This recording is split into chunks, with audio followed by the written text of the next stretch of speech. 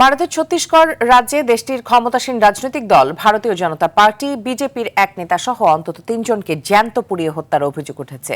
বৃহস্পতিবার ভারতীয় গণমাধ্যম এনডিটিভির এক প্রতিবেদনে এই তথ্য জানানো হয়েছে। এতে বলা হয়, স্থানীয় একটি পক্ষের সঙ্গে বালু উত্তোলন নিয়ে দীর্ঘদিনের বিরোধের জেরে ছত্তিশগড়ের কোরিয়া জেলায় এক ভয়াবহ ঘটনা ঘটেছে।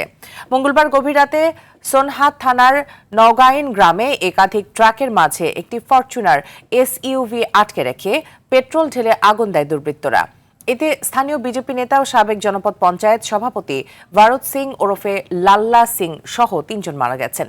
এই হত্যাকাণ্ডের ঘটনায় এখন পর্যন্ত ৪ অভিযুক্তকে গ্রেপ্তার করেছে পুলিশ। এছাড়াও হত্যা ও হত্যা চেষ্টা সহ গুরুতর অপরাধের অভিযোগে ৯ জনের নাম উল্লেখ করে স্থানীয় থানায় মামলা করা হয়েছে।